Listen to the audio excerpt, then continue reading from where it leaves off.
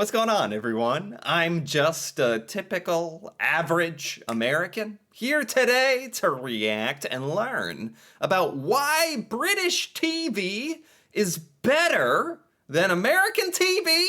Is that what we're talking about? Is that what we're saying today? But jokes aside, seriously, most Americans take a lot of pride in American TV. Americans love American TV and American movies. And I think most people would agree around the world, America is a very pivotal, important part of the entertainment industry worldwide.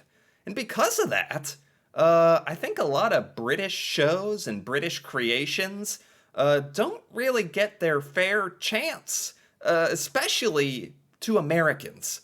Americans tend to think everything is created by America. When we find out an actor is British and or from another country and they've been putting on an American accent, our whole worldview is brought into question. We're like, what?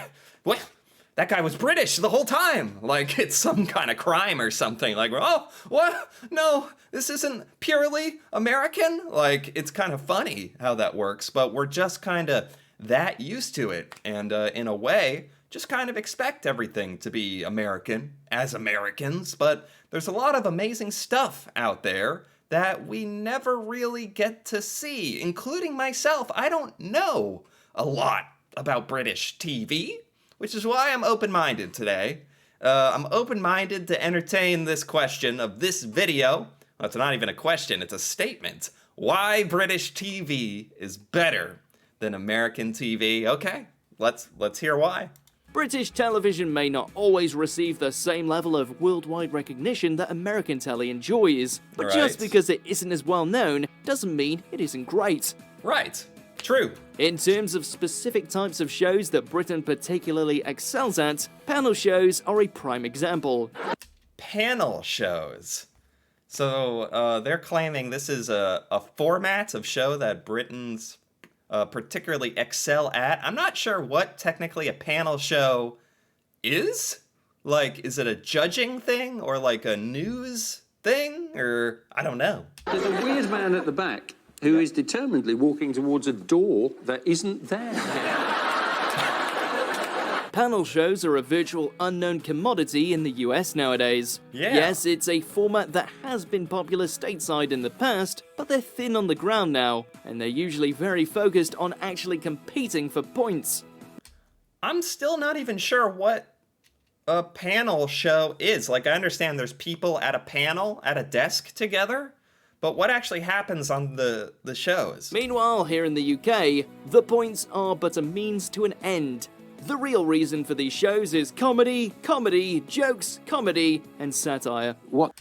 Oh, so it's like there's a game going on the whole time, and everyone and the guests are getting points, but that's not really the point of the show. The points are not the point. The point is just to have funny, memorable moments while kind of having a game to tie everything together. What else emerged this week that could make Trump's meeting with Prince Charles a bit tense? He wants Shag Camilla. So it's basically like an opportunity for the host to give all the guests a chance to like tee them up for jokes and funny stuff and conversation, all while kind of playing a game. That's what I honestly like didn't even know what a panel show was, but I like it. There's really nothing like this in America that I can point to that I know of. Spontaneous repartee and clever answers all add up to a stream of shows we'd happily watch on Dave, on repeat, basically forever. So British comedy beats American comedy. Tell us something we don't know. Oh man. Actually, I think a lot of Americans agree with that sentiment. I mean, British comedy, it's like its own term. Americans use that term. Americans like revere British comedy. And like the term American comedy, what does that even mean, really? It doesn't even really mean anything. I think that's all you basically have to know. Yes. And let's be honest, it isn't only the panel shows either. But it isn't just being funny that the UK has a knack for, because boy, do we know good daytime telly when we see it. While there are various similarities between both sides of the Atlantic on this one, and in some cases UK shows have even been modelled on US predecessors, it's all about the variety with British audiences. What are we talking about? We're talking about variety shows, daytime variety shows. Okay. Kind of like the mindless TV you watch throughout the day, basically. That result is the cat's whiskers. While US networks offer talk shows and talk shows and talk shows, Britain can binge on a smorgasbord of programme types. With game shows, home, garden and cookery shows, and whole episodes of afternoon entertainment centered on the how, why and where of buying and selling antiques. Oh, yes. I have to agree that these types of shows, oh my gosh, just get rid of the talk shows. Oh my goodness, yes. They are absolutely correct about that in America. Talk shows. News. These kind of random shows about antiques and exploring places and even just like highlighting fun things around the country, whatever that might be, as mundane or as interesting as it is. That kind of stuff is just like endlessly entertaining. I love that stuff. And if that's more prevalent in Britain and British TV, I have to say that I like that more. Let's go bargain hunting! As much as we love Ellen DeGeneres, you just can't beat a bit of bargain hunt. Yeah. Next. True. Actually true. Let's talk soaps. If it's high-tension melodrama you're after, then it's primetime viewing in these parts. Soaps. Like soap operas, like dramas, dramatic daytime shows. I've never really watched these much myself. This mostly seems to be in the United States, like detective shows and police investigation shows that are mostly on. That's like very, very, very popular. I don't employ blokes who terrorise women. Hey, you women. While the humble soap has fallen by the wayside in America, nudged out in favour of an ever-lengthening list of CSI and Law and Order types. Exactly. It's all CSI and Law and Order. What technically is a soap, though? I guess that's my question. If we've kind of lost track of what that is, what is it? Not only are the likes of Corrie and EastEnders still popular in Britain, but they're also better executed. So you want to stay in here? You need to do your punishment, Bobby. Yes, the storylines are absurd, and the characters are outrageous. So these are just like fictional television shows based in reality, but not all having to do with law and crime. Just like good old-fashioned, dramatic, over-the-top storylines about whatever. Okay, I can actually appreciate that. I can. And all of those characters seem to spend all of their time in the pub. But would you have it any other way? Wait. Okay, that's kind of like a British. That's a very British attribute there. Okay. And that these shows are often praised for shining light on real-world issues too, they're basically etched into general British culture. So please, consider yourself very lucky. But it's not just the actual shows that are better in Britain, it's also what's between them. What's between them? Although advertising is a necessary annoyance to advertising. Commercials! Adverts, I've also heard them called. Advertisements and commercials in America have just gone continually downhill. I don't know. I feel like I'm turning, I'm getting older when I start saying, the commercials used to be interesting when I was a kid. They were actually thought out and interesting and different. But hey, that's how I really feel. So, okay, call me, say I'm getting older, whatever. I'm starting to say that. And it's not like back in my day, when adverts were good. But seriously, if advertising commercials are actually any interesting at all in Britain, they're already winning. So, and I wholeheartedly agree with that. For goodness sake, if you're trying to sell us something, at least make it entertaining. At least make it, like, outside the box and weird. Like, come on. To fun television in general, the Americans seem to go a little overboard.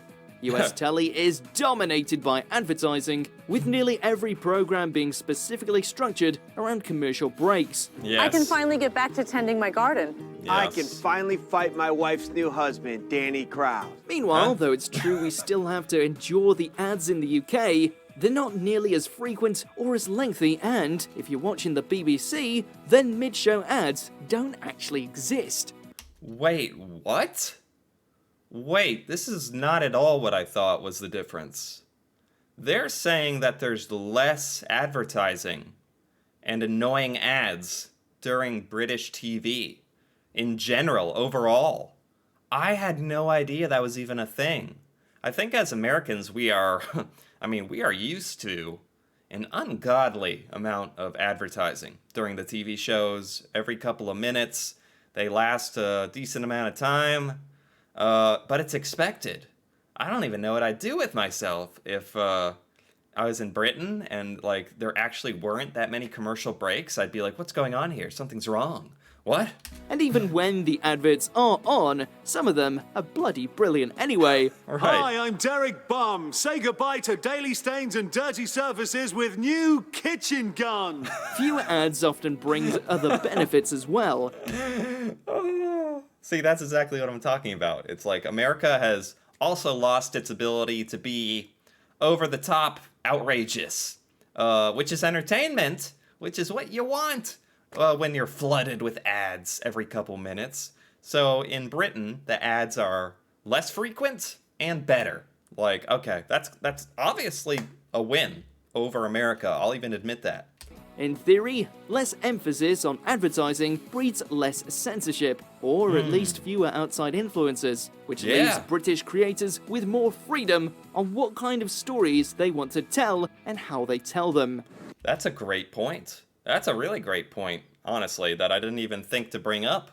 Less reliance on advertisers means your TV show can be a little more outside the box. It can go where you want to go. You don't have to worry about losing your advertisers. Wow. Okay. It's often said that scripted telly feels much less concerned with appealing to the masses in the UK, or with displaying content that advertisers or censors will find acceptable. Yeah. Would you all please just out of my office? And so, our schedules are usually laden with indie dramas, cutting-edge comedies, more subtle documentaries, and niche offerings. Wow, they can even focus on stuff that's a little more risky, like making shows and topics that are more risky. Because in America, you have to make shows and movies that you know are going to do well. So you have to do stuff that's tried and proven, and therefore you really get a lot less variety and new stuff. So, and that just extends into everything. Wow. This is a whole aspect of British TV that I never even considered. And it's honestly very important. You just need to know where to look. I know that look. I do that look. When you find those indie shows, though, don't expect them to be on the air for ages, outstaying their welcome and generally overdoing it. Well, go on then, if you've got the bollocks. Good British shows know when to stop. In the States, a short run of episodes usually means that the network has pulled the plug on a series. Yes. In the UK, it usually means that you're left wanting more and loving the show because of that. Wow, wait, that's a whole thing? Good British shows. They're good because they actually know when to stop, and when enough is enough. When they've reached their peak, they're creating a good show, and then if it's starting to go downhill, they bring the show to a natural conclusion. Whereas in America, if something's working, they will try to milk every last dollar out of it if something is working. And it's really a shame because it can ruin some really great shows, honestly, just trying to keep it going because it's working and you're getting lots of advertisers and that whole thing. And wow, oh my gosh, this is really kind of opening my eyes a bit. Office, Fleabag, Fawlty Towers, they all came, we watched them, we liked them, and they left. Perfect pacing, on-point character development, and no filler. America, take note. Wow, yeah, I've never heard of any of those shows that I can recall. But maybe that's the point. They came, they did their thing, were a smash, perfect hit, and then they went and just went on their way naturally and ended. And people remember them as like, that is a great show. And then you can binge watch it later because it's not for like 20 seasons, you know, man. While there's no need or in fact basis to label all American TV writing as lackluster, it clearly isn't, we Brits are proud of the quality content that our relatively small population produces year on year, and with good reason. Right, so right. you're not to be rid of me, my love.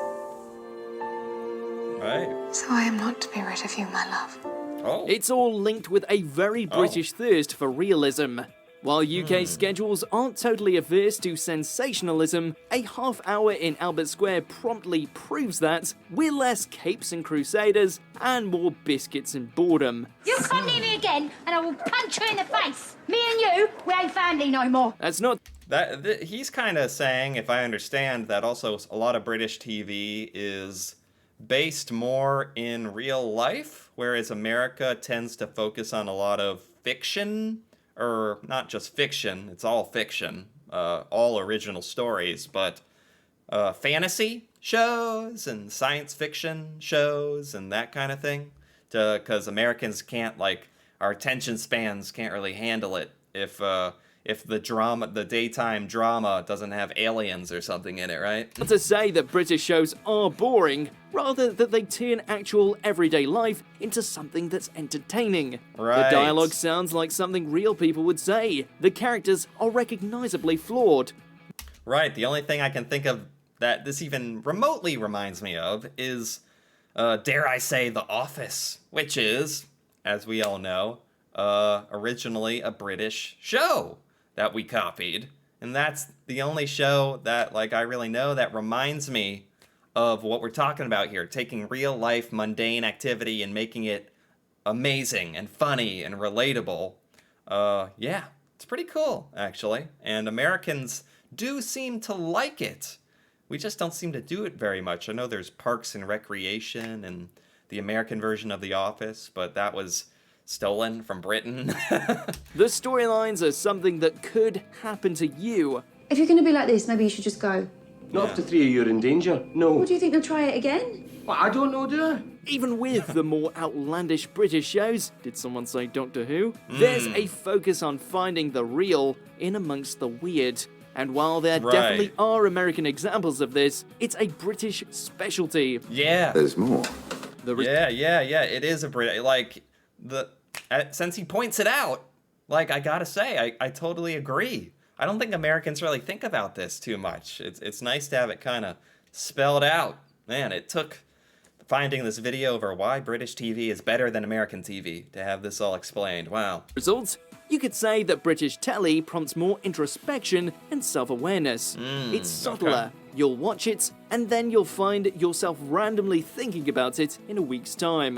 The big, bold, brash, and even bigger budgets of American entertainment clearly has its place, but there's something to be said for stories that make you think, question, and wonder what the heck life's all about as well. And Britain's got that down to a T. Give my regards to Mrs. Thursday. And that's why we believe that British telly is better than American TV. Man, my mind is getting blown a little bit here. Especially towards the end of this, when they're starting to bring up the existential, like, value of British TV compared to American TV. We're just over here mindless, just whatever. And Brits are actually thinking about, like, TV shows and how they relate to real-life circumstances. And honestly, there's a lot of fun in designing shows around that, huh? And it's obviously been very successful. What do you think? Do you agree or disagree entirely? Or are you undecided? I think I agree. I think I agree. Man, I agree. This video's by WatchMojo UK, and I gotta give it a like. They made a lot of points. I came into this with a bit of skepticism, because, you know, American media is, like, famous, and Americans love it, and we ingest it nonstop. But we are always looking for the next thing, talking about short attention span. And thank goodness for Netflix that and other streaming platforms. We can kind of move on to the next thing, but maybe that just means there's almost too much. And the shows are a little lower quality that people... It's tough to find a good show. And maybe some of the things they pointed out here have to do with that. And it seems like Brits really are passionate about a lot of the British television shows, all the different types, even the panel shows and soaps, and the ones sort of based more on real life. That was very interesting to me. That point really make for compelling television, which is what it's all about. And less commercials, apparently. Apparently less commercials. Go figure. Anyway, I enjoyed this. And I have a newfound respect for British TV, I think. Wow. Anyway, if you enjoyed this as well, feel free to give this video a like or leave a comment.